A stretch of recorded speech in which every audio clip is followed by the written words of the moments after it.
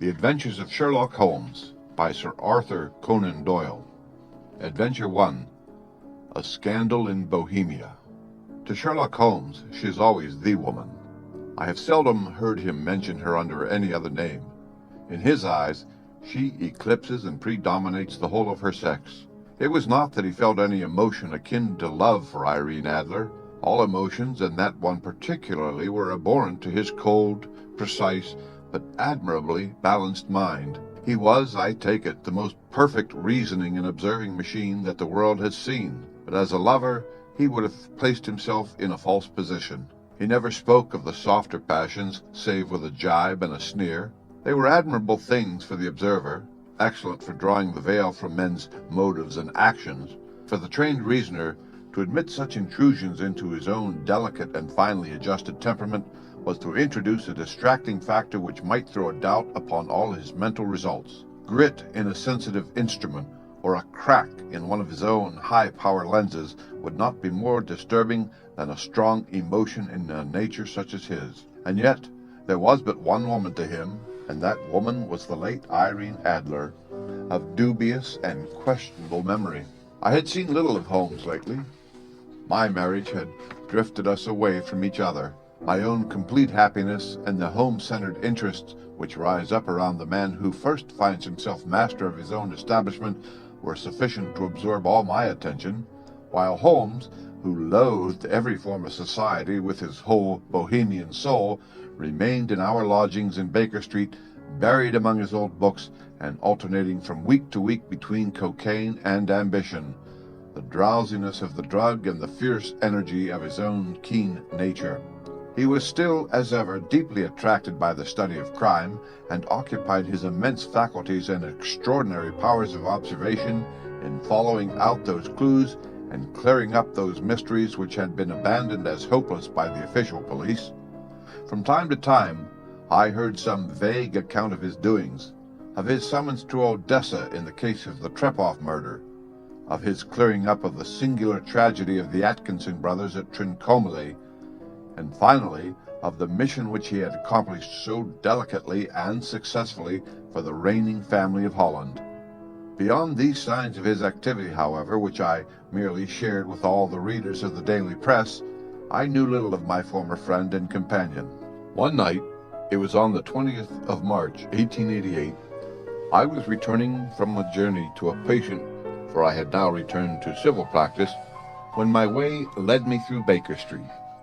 As I passed the well-remembered door which must always be associated in my mind with my wooing and with the dark incidents of the study in scarlet, I was seized with a keen desire to see Holmes again and to know how he was employing his extraordinary powers. His rooms were brilliantly lit, and even as I looked up, I saw his tall, spare figure pass twice in a dark silhouette against the blind. He was pacing the room swiftly, eagerly, with his head sunk upon his chest and his hands clasped behind him. To me, who knew his every mood and habit, his attitude and manner told their own story. He was at work again. He had risen out of his drug-created dreams and was hot upon the scent of some new problem. I rang the bell and was shown up to the chamber which had formerly been in part my own. His manner was not effusive, it seldom was, but he was glad, I think, to see me.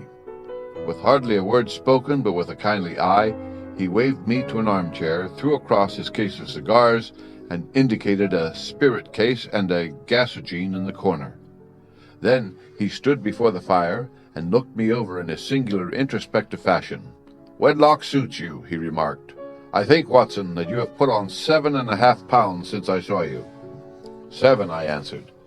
"Indeed, I should have thought a little more. Just a trifle more, I fancy, Watson. And in practice again, I observe. You did not tell me that you intended to go into harness." "Then how did you know?" "I see it. I deduce it. How do I know that you have been getting yourself very wet lately, and that you have a most clumsy and careless servant girl?" "My dear Holmes," said I, "this is too much. You would certainly have been burned had you lived a few centuries ago. It is true that I had a country walk on Thursday and came home in a dreadful mess. But as I have changed my clothes, I can't imagine how you deduce it. As to Mary Jane, she is incorrigible, and my wife has given her notice, but there again, I fail to see how you work it out. He chuckled to himself and rubbed his long, nervous hands together. It is simplicity itself, said he. My eyes tell me that on the inside of your left shoe, just where the firelight strikes it, the leather is scored by 6 almost parallel cuts. Obviously, they have been caused by someone who has very carelessly scraped around the edges of the sole in order to remove crusted mud from it. Hence you see my double deduction that you have been out in vile weather, and that you had a particularly malignant boot-slitting specimen of the London slavey. As to your practice, if a gentleman walks into my room smelling of iodoform, with a black mark of nitrate of silver upon his right forefinger, and a bulge on the right side of his top hat to show where he has secreted his stethoscope, I must be dull indeed if I do not pronounce him to be an active member of the medical profession. I could not help laughing at the ease with which he explained his process of deduction. When I hear you give your reasons, I remarked, the thing always appears to me to be so ridiculously simple that I could easily do it myself. Though at each successive instance of your reasoning I am baffled until you explain your process, and yet I believe that my eyes are as good as yours. Quite so, he answered, lighting a cigarette and throwing himself down into an armchair. You see, but you do not observe. The distinction is clear. For example, you have frequently seen the steps which lead up from the hall to this room. Frequently. How often? Well, some hundreds of times. Then how many are there? How many? I don't know. Quite so. You have not observed, and yet you have seen.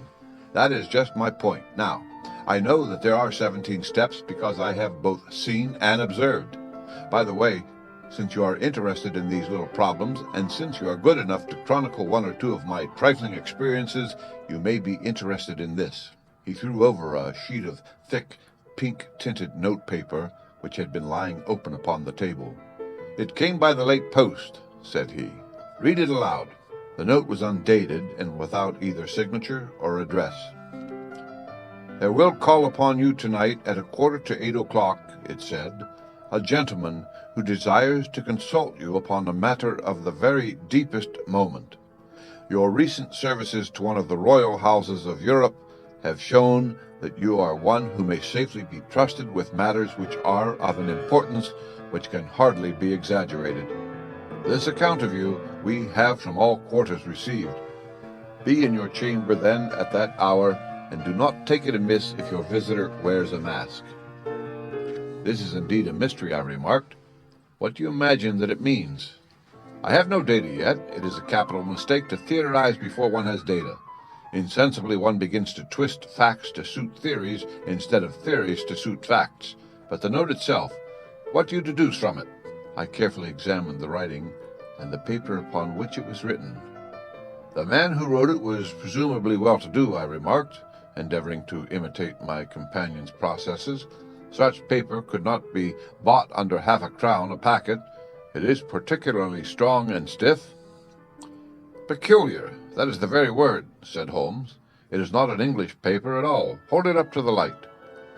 I did so and saw a large E with a small G, a capital P, and a large capital G with a small T woven into the texture of the paper.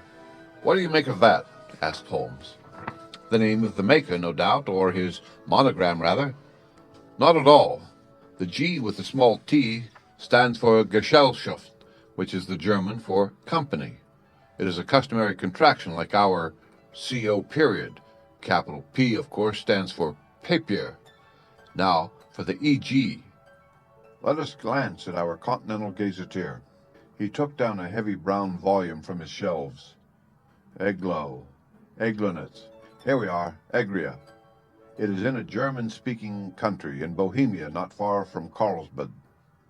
Remarkable as being the scene of the death of Wallenstein, and for its numerous glass factories and paper mills. Ha, ha, ha, my boy, what do you make of that? His eyes sparkled, and he sent up a great blue triumphant cloud from his cigarette.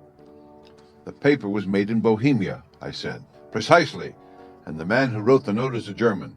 Do you note the peculiar construction of the sentence? This account of you we have from all quarters received. A Frenchman or Russian could not have written that.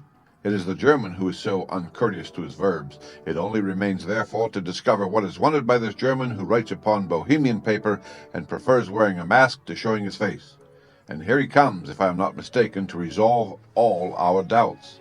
As he spoke, there was the sharp sound of horses' hooves and grating wheels against the curb, followed by a sharp pull at the bell.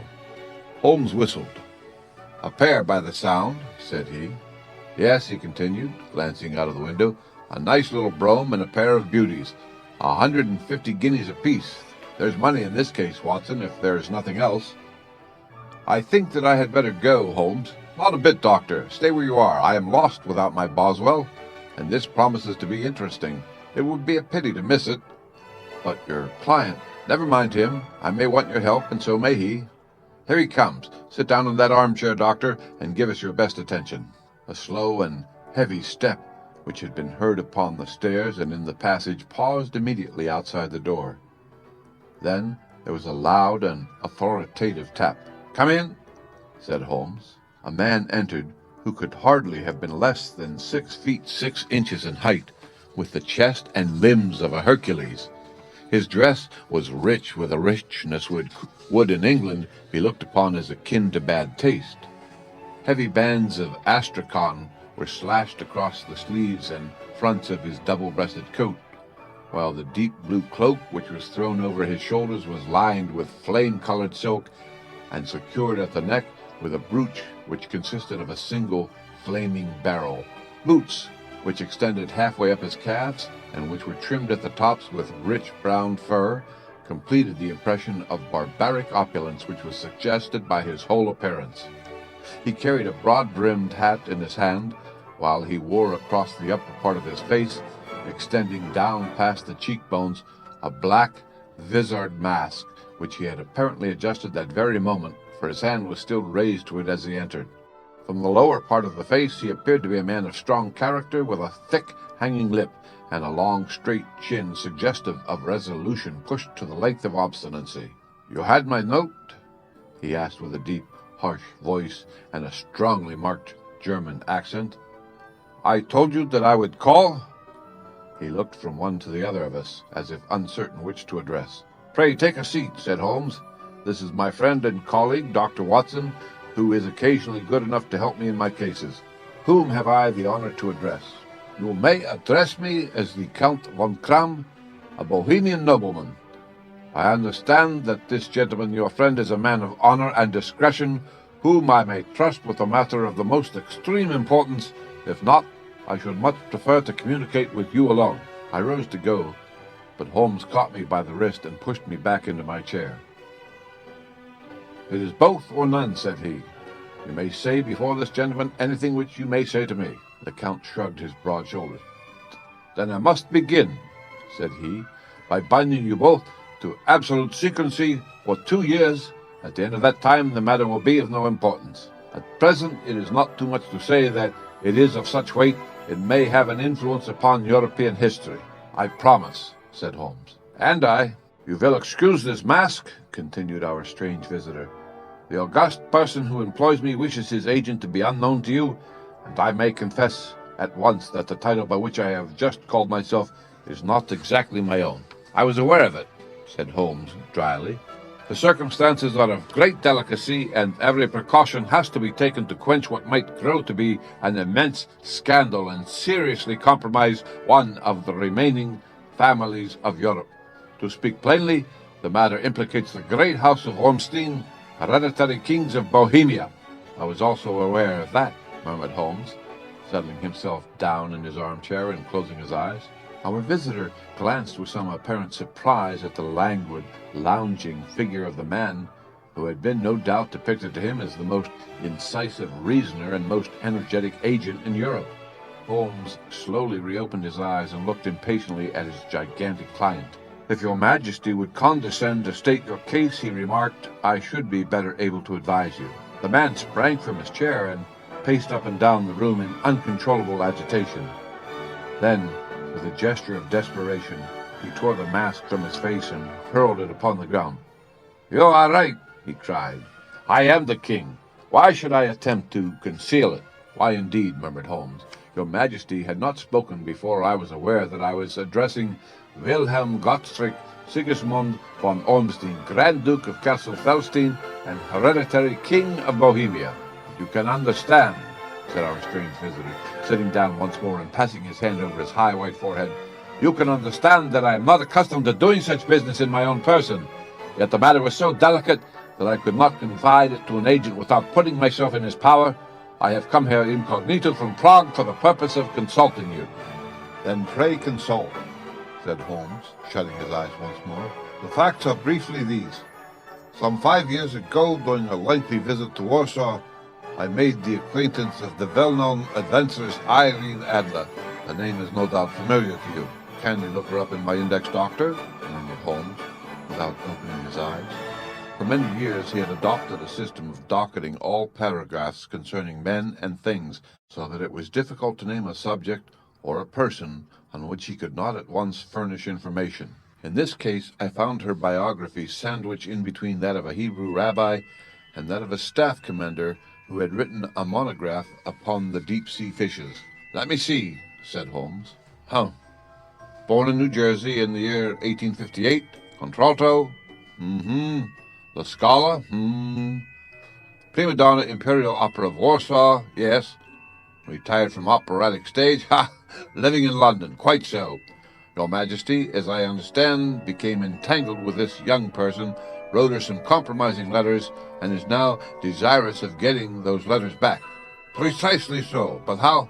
Was there a secret marriage? None. No legal papers or certificates? None. Then I fail to follow, Your Majesty.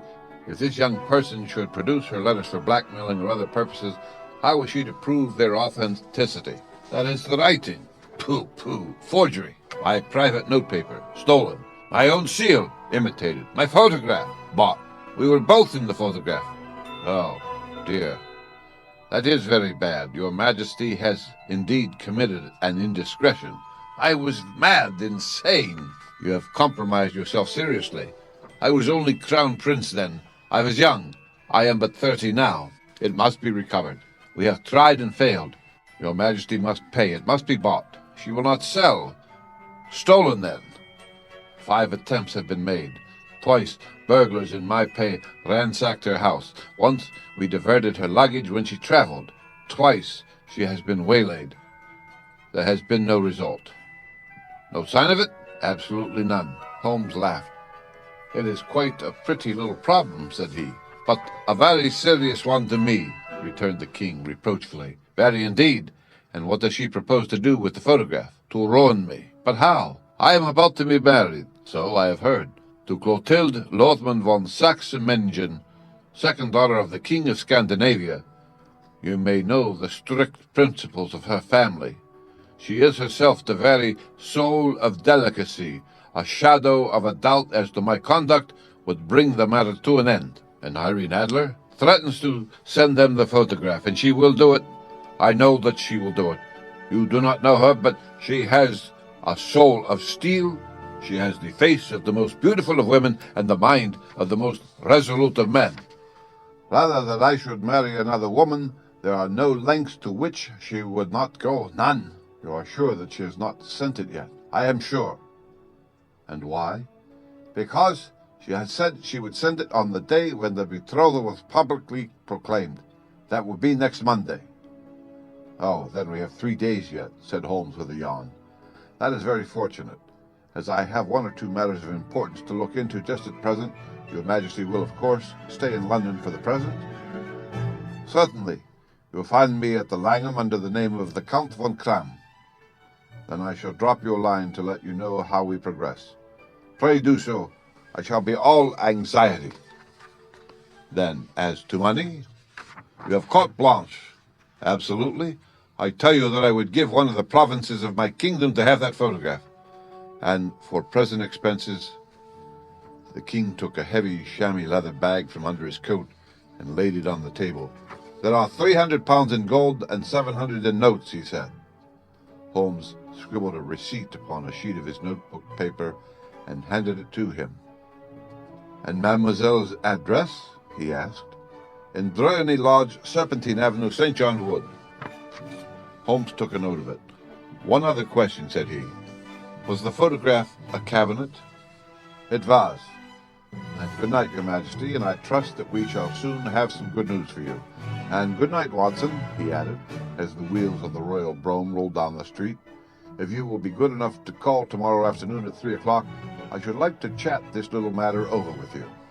At 3 o'clock precisely, I was at Baker Street, but Holmes had not yet returned. The landlady informed me that he had left the house shortly after 8 o'clock in the morning, and so I sat down beside the fire, however, with the intention of waiting him, however long he might be. I was already deeply interested in his inquiry, for, though it was surrounded by none of the grim and strange features which were associated with the two crimes which I have already recorded, still, the nature of the case and the exalted station of his client gave it a character of its own.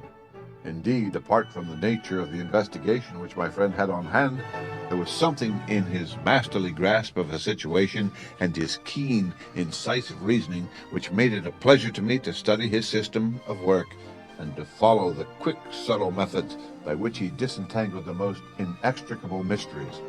So accustomed was I to his invariable success that the very possibility of his failing had ceased to enter into my head. It was close upon 4 before the door opened, and a drunken-looking groom, ill-kempt and side-whiskered, with an inflamed face and in disreputable clothes, walked into the room. Accustomed as I was to my friend's amazing powers in the use of disguises, I had to look 3 times before I was certain that it was indeed he.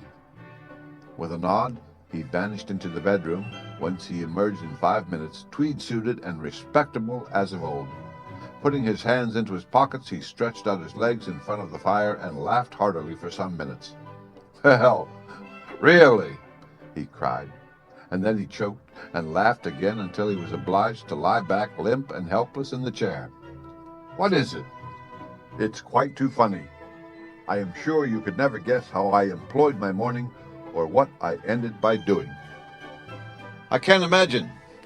I suppose that you have been watching the habits and perhaps the house of Miss Irene Adler?" "Quite so.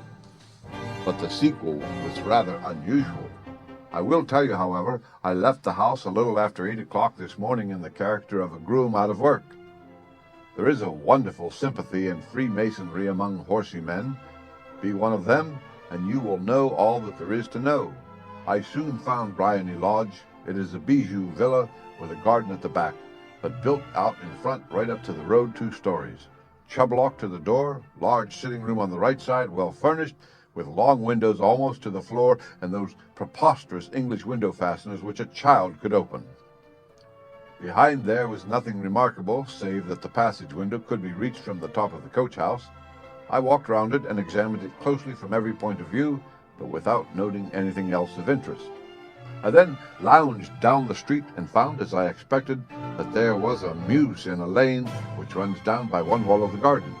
I lent the ostlers a hand in rubbing down their horses and received in exchange 2pence, a glass of half and half, 2 fills of shag tobacco, and as much information as I could desire about Miss Adler, to say nothing of half a dozen other people in the neighborhood in whom I was not in the least interested, but whose biographies I was compelled to listen to.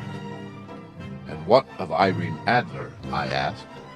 "Oh, she has turned all the men's heads down in that part. She is the daintiest thing under a bonnet on this planet. So say the Serpentine Mews to a man. She lives quietly, sings at concert, drives out at 5 every day, and returns at 7 sharp for dinner. Seldom goes out at other times except when she sings. Has only 1 male visitor, but a good deal of him. He is dark, handsome, and dashing, never calls less than once a day, and often twice. He is a Mr. Godfrey Norton of the Inner Temple. See the advantages of a cabman as a confidant. They had driven him home a dozen times from Serpentine Mews and knew all about him. When I had listened to all they had to tell, I began to walk up and down near Bryony Lodge once more and to think over my plan of campaign. This Godfrey Norton was evidently an important factor in the matter. He was a lawyer. That sounded ominous. What was the relation between them, and what the object of his repeated visits? Was she his client, his friend, or his mistress? If the former, she had probably transferred the photograph to his keeping. If the latter, it was less likely. On the issue of this question depended whether I should continue my work at Briony Lodge or turn my attention to the gentlemen's chambers in the temple. It was a delicate point, and it widened the field of my inquiry. I fear that I bore you with these details, but I have to let you see my little difficulties if you are to understand the situation. I am following you closely, I answered. I was still balancing the matter in my mind when a hansom cab drove up by the Briony Lodge and a gentleman sprang out. He was a remarkably handsome man, dark, aquiline, and mustached, evidently the man of whom I had heard. He appeared to be in a great hurry, shouted to the cabman to wait, and brushed past the maid who opened the door with the air of a man who was thoroughly at home. He was in the house about a half an hour, and I could catch glimpses of him in the windows of the sitting room, pacing up and down, talking excitedly and waving his arms. Of her I could see nothing. Presently he emerged, looking even more flurried than before. As he stepped up to the cab, he pulled a gold watch from his pocket and looked at it earnestly. "Drive like the devil," he shouted, "first to Gross and Hankey's in Regent Street, and then to the Church of St. Monica in the Edgware Road. Half a guinea if you do it in 20 minutes. Away they went, and I was just wondering whether I should not do well to follow them when up the lane came a neat little landau, the coachman with his coat only half buttoned and his tie under his ear, while all the tags of his harness were sticking out of the buckles. It hadn't pulled up before she shot out of the hall door and into it. I only caught a glimpse of her at the moment, but she was a lovely woman with a face that a man might die for. "The Church of St. Monica, John," she cried, "and half a sovereign if you reach it in 20 minutes. This was quite too good to lose, Watson.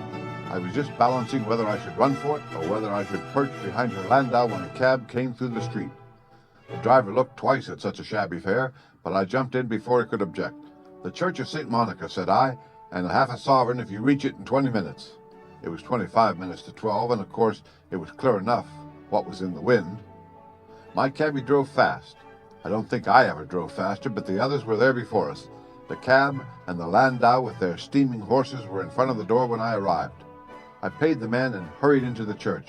There was not a soul there save the two of them who I had followed, and a surpliced clergyman who seemed to be expostulating with them. They were all three standing in a knot in front of the altar. I lounged up the side aisle like any other idler who has dropped into a church. Suddenly, to my surprise, the three at the altar faced round to me, and Godfrey Norton came running as hard as he could towards me. "Thank God," he cried. "You'll do. Come, come." "What then?" I asked. "Come, man, come. Only 3 minutes or it won't be legal."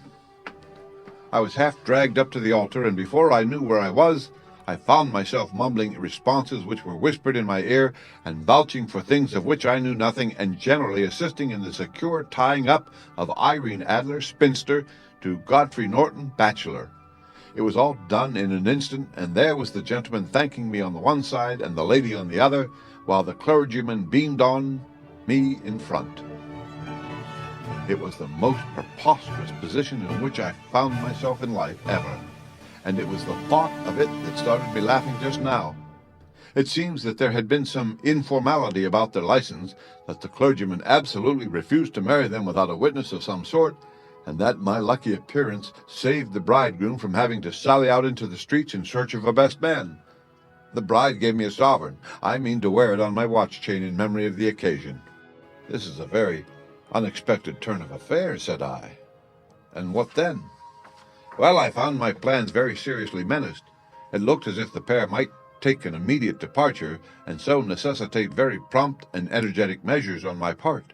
At the church door, however, they separated, he driving back to the temple, and she to her own house. "I shall drive out in the park at 5 as usual," she said as she left him. I heard no more. They drove away in different directions, and I went off to make my own arrangements. "Which are?" "Some cold beef and a glass of beer," he answered, ringing the bell. "I have been too busy to think of food, and I am likely to be busier still this evening. By the way, Doctor, I shall want your cooperation." "I shall be delighted. You don't mind breaking the law?" "Not in the least." "Nor running a chance of arrest?" "Not in a good cause." "Oh, the cause is excellent. Then I am your man. I was sure that I might rely on you." "What is it you wish?" "When Mrs. Turner has brought in the tray, I will make it clear to you. Now, he said, as he turned hungrily on the simple fare that our landlady had provided. "I must discuss it while I eat, for I have not much time. It is nearly 5 now. In 2 hours we must be on the scene of action. Miss Irene, or Madame, rather, returns from her drive at 7. We must be at Briony Lodge to meet her." "And what then?" "You must leave that to me. I have already arranged what is to occur. There is only one point on which I must insist. You must not interfere, come what may. You understand?" "I am to be neutral?" "To do nothing whatever. There will probably be some small unpleasantness. Do not join in it. It will end in my being conveyed into the house. 4 or 5 minutes afterwards, the sitting room will open. You are to station yourself close to that open window." "Yes." "You are to watch me, for I will be visible to you." "Yes." "And when I raise my hand, so, you will throw into the room what I give you to throw, and will at the same time raise the cry of fire. You quite follow me?" "Entirely." "It is nothing very formidable," he said, taking a long cigar-shaped roll from his pocket. "It is an ordinary plumber's smoke rocket, fitted with a cap at either end to make it self-lighting. Your task is confined to that. When you raise your cry of fire, it will be taken up by quite a number of people. You may then walk to the end of the street, and I will rejoin you in 10 minutes. I hope that I have made myself clear. I am to remain neutral, to get near the window, to watch you, and, at the signal, to throw in this object, then to raise the cry of fire, and to wait you at the corner of the street." "Precisely." "Then you may entirely rely on me." "That is excellent. I think, perhaps, it is almost time that I prepare for the new role I have to play." He disappeared into his bedroom, and returned in a few minutes in the character of an amiable and simple-minded nonconformist clergyman.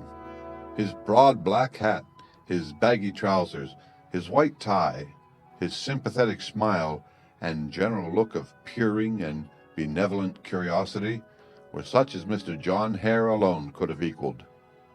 It was not merely that Holmes changed his costume. His expression, his manner, his very soul seemed to vary with every fresh part that he assumed. The stage lost a fine actor, even as science lost an acute reasoner when he became a specialist in crime. It was 6:15 when we left Baker Street, and it still wanted 10 minutes to the hour when we found ourselves in Serpentine Avenue. It was already dusk, and the lamps were just being lighted as we paced up and down in front of Briony Lodge, waiting for the coming of its occupant. The house was just as I had pictured it from Sherlock Holmes' succinct description, but the locality appeared to be less private than I expected. On the contrary, for a small street in a quiet neighborhood, it was remarkably animated. There was a group of shabbily dressed men smoking and laughing in a corner, a scissors grinder with his wheel, 2 guardsmen who were flirting with a nurse girl, and several well-dressed young men who were lounging up and down with cigars in their mouths. "You see," remarked Holmes as we paced to and fro in front of the house, "this marriage rather simplifies matters. The photograph becomes a double-edged weapon now.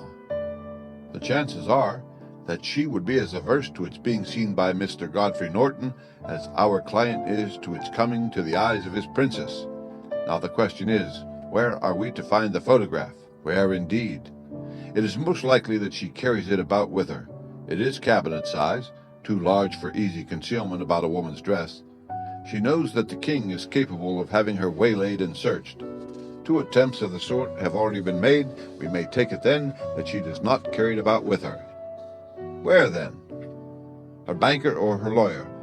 There is that double possibility, but I am inclined to think neither. Women are naturally secretive, and they like to do their own secreting. Why should she hand it over to anyone else? She could trust her own guardianship, but she could not tell what indirect or political influence might be brought to bear upon a businessman. Besides, remember that she had resolved to use it within a few days.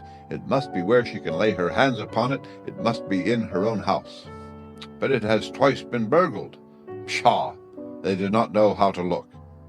But how will you look? I will not look. What then? I will get her to show me. But she will refuse.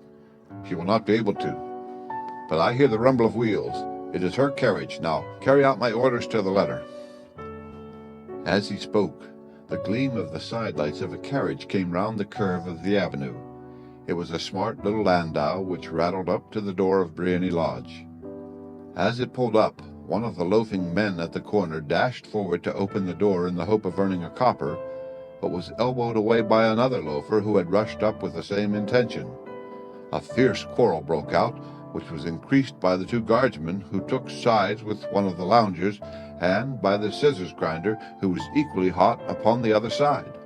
A blow was struck, and in an instant the lady who had stepped from her carriage was the center of a little knot of flushed and struggling men who struck savagely at each other with their fists and sticks.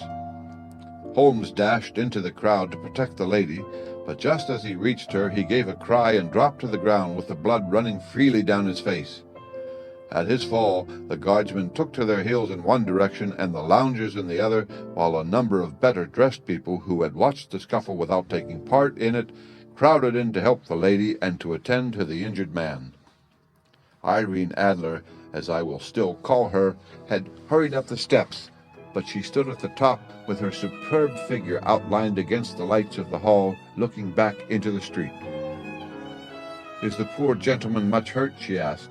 "He is dead," cried several voices. "No, no, there's life in him," shouted another, "but he'll be gone before you can get him to hospital." "He's a brave fellow," said a woman. "They would have had the lady's purse and watch if it hadn't been for him. They were a gang, and a rough one, too. Ah, he's breathing now. He can't lie in the street. May we bring him in, ma'am?" "Surely. Bring him into the sitting-room. There is a comfortable sofa. This way, please." Slowly and solemnly he was borne into Briony Lodge and laid out in the principal room, while I still observed the proceedings from my post by the window. The lamps had been lit, but the blinds had not been drawn, so that I could see Holmes as he lay upon the couch. I do not know whether he was seized with compunction at that moment for the part he was playing, but I know that I never felt more heartily ashamed of myself in my life than when I saw the beautiful creature against whom I was conspiring, or the grace and kindliness with which she waited upon the injured man. And yet it would be the blackest treachery to Holmes to draw back now from the part which he had entrusted to me. I hardened my heart and took the smoke rocket from under my ulster. After all, I thought, we are not injuring her, we are but preventing her from injuring another. Holmes had sat up upon the couch, and I saw him motion like a man who is in need of air. A maid rushed across and threw open the window. At the same instant, I saw him raise his hand, and at the signal, I tossed my rocket into the room with a cry of "Fire!" The word was no sooner out of my mouth than the whole crowd of spectators, well-dressed and ill, gentlemen, ostlers, and servant-maids, joined in a general shriek of "Fire!" Thick clouds of smoke curled through the room and out at the open window. I caught a glimpse of rushing figures, and a moment later the voice of Holmes from within, assuring them that it was a false alarm. Slipping through the shouting crowd, I made my way to the corner of the street, and in 10 minutes was rejoiced to find my friend's arm in mine, and to get away from the scene of uproar. He walked swiftly and in silence for some minutes until we had turned down one of the quiet streets which led towards the Edgware Road. "You did it very nicely, Doctor," he remarked. "Nothing could have been better. It is all right. You have the photograph? I know where it is." "And how did you find out?" "She showed me, as I told you she would." "I am still in the dark." "I do not wish to make a mystery," said he, laughing. "The matter was perfectly simple. You, of course, saw that everyone in the street was an accomplice. They were all engaged for the evening." "I guessed as much. Then, when the row broke out, I had a little moist red paint in the palm of my hand. I rushed forward, fell down, clapped my hand to my face, and became a piteous spectacle. It is an old trick. That also I could fathom. Then they carried me in. She was bound to have me in. What else could she do? And into her sitting room, which was the very room which I suspected. It lay between that and her bedroom, and I was determined to see which. They laid me on a couch. I motioned for air. They were compelled to open the window, and you had your chance." "How did that help you?" "It was all important. When a woman thinks that her house is on fire, Her instinct is at once to rush to the thing which she values most. It is a perfectly overpowering impulse, and I have more than once taken advantage of it. In the case of the Darlington substitution scandal, it was of use to me, and also in the Arnsworth Castle business. A married woman grabs at her baby. An unmarried one reaches for her jewel box. Now, it was clear to me that Our Lady of today had nothing in the house more precious to her than what we are in quest of. She would rush to secure it. The alarm of fire was admirably done. The smoke and shouting were enough to shake nerves of steel. She responded beautifully. The photograph is in a recess behind a sliding panel just above the right bell pull. She was there in an instant, and I caught a glimpse of it as she half drew it out. When I cried out that it was a false alarm, she replaced it, glanced at the rocket, rushed from the room, and I have not seen her since. I rose, and making my excuses, escaped from the house. I hesitated whether to attempt to secure the photograph at once, but the coachman had come in, and as he was watching me narrowly, it seemed safer to wait. A little over-precipitance may ruin all. And now, I asked, our quest is practically finished. I shall call with the king tomorrow, and with you, if you care to come with us. We will be shown into the sitting room to wait for the lady, but it is probable that when she comes she may find neither of us nor the photograph. It might be a satisfaction to His Majesty to regain it with his own hands. And when will you call? At 8 in the morning. She will not be up, so that we shall have a clear field. Besides, we must be prompt, for this marriage may mean a complete change in her life and habits. I must wire to the king without delay. We had reached Baker Street and had stopped at the door. He was searching his pockets for the key when someone passing said, "Good night, Mr. Sherlock Holmes." There were several people on the pavement at the time, but the greeting appeared to have come from a slim youth in an ulster who had hurried by. "I've heard that voice before," said Holmes, staring down the dimly lit street. "Now, I wonder who the deuce that could have been."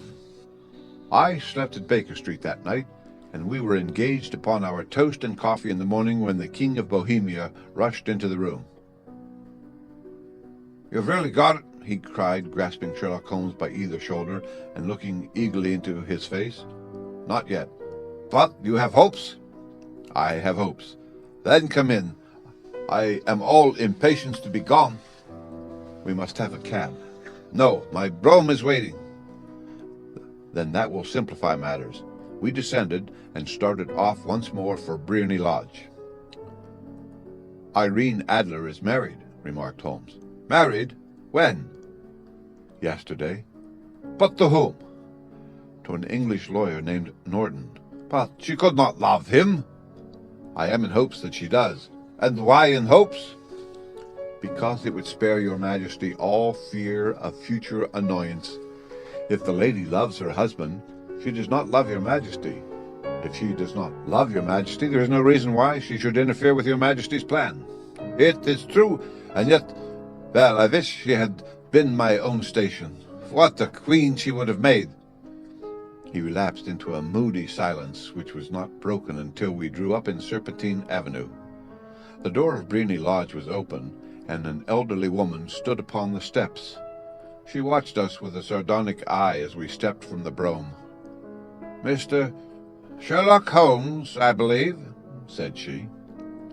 "I am Mr. Holmes," answered my companion, looking at her with a questioning and rather startled gaze. "Indeed. My mistress told me that you were likely to call. She left this morning with her husband by the 5:15 train from Charing Cross for the Continent." "What?" Sherlock Holmes staggered back, white with chagrin and surprise. "Do you mean that she has left England?" "Never to return. And the papers?" asked the king hoarsely. "All is lost." "We shall see." He pushed past the servant and rushed into the drawing-room, followed by the king and myself. The furniture was scattered about in every direction, with dismantled shelves and open drawers, as if the lady had hurriedly ransacked them before her flight. Holmes rushed at the bell pull, tore back a small sliding shutter, and, plunging in his hand, pulled out a photograph and a letter. The photograph was of Irene Adler herself in evening dress. The letter was superscribed to Sherlock Holmes, Esquire, to be left till called for. My friend tore it open, and we all three read it together. It was dated at midnight of the preceding night and ran in this way. My dear Mr. Sherlock Holmes, you really did it very well. You took me in completely. Until after the alarm of fire, I had not a suspicion. But then, when I found how I had betrayed myself, I began to think. I had been warned against you months ago. I had been told that if the king employed an agent, it would certainly be you, and your address had been given me. Yet with all this, you made me reveal what you wanted to know. Even after I became suspicious, I found it hard to think evil of such a dear, kind old clergyman. But you know, I have been trained as an actress myself. Male costume is nothing new to me. I often take advantage of the freedom which it gives. I sent John, the coachman, to watch you, ran upstairs, got into my walking clothes, as I call them, and came down just as you departed. Well, I followed you to your door, and so made sure that I was really an object of interest to the celebrated Mr. Sherlock Holmes. Then I, rather imprudently, wished you good night, and started for the temple to see my husband. We both thought the best resource was flight when pursued by so formidable an antagonist, so you will find the nest empty, and when you call tomorrow. As to the photograph, your client may rest in peace. I love and am loved by a better man than he. The king may do what he will without hindrance from one whom he has cruelly wronged. I keep it only to safeguard myself, and to preserve a weapon which will always secure me from any steps which he might take in the future. I leave a photograph which he might care to possess, and I remain, dear Mr. Sherlock Holmes, very truly yours, Irene Norton, née Adler. What a woman! Oh, what a woman! Cried the King of Bohemia, when we had all three read this epistle. Did I not tell you how quick and resolute she was? Would she have not made an admirable queen? Is it not a pity that she was not on my level? From what I have seen of the lady, she seems indeed to be on a very different level to your Majesty, said Holmes coldly. I am sorry that I have not been able to bring your Majesty's business to a more successful conclusion. On the contrary, my dear sir, cried the king, nothing could be more successful. I know that her word is inviolate. The photograph is now as safe as if it were in the fire. I am glad to hear your Majesty say so. I am immensely indebted to you. Pray tell me in what way I can reward you. This ring. He slipped an emerald snake ring from his finger and held it out upon the palm of his hand. Your Majesty has something which I should value even more highly, said Holmes. You have but to name it. This photograph. The king stared at him in amazement. Irene's photograph, he cried. Certainly, if you wish it. I thank your Majesty. Then there is no more to be done in the matter. I have the honor to wish you a very good morning. He bowed, and turning away without observing the hand which the king had stretched out to him, he set off in my company for his chambers. And that was how a great scandal threatened to affect the kingdom of Bohemia, and how the best plans of Mr. Sherlock Holmes were beaten by a woman's wit. He used to make merry over the cleverness of women, but I have not heard him do it of late, and when he speaks of Irene Adler, or when he refers to her photograph, it is always under the honorable title of a woman.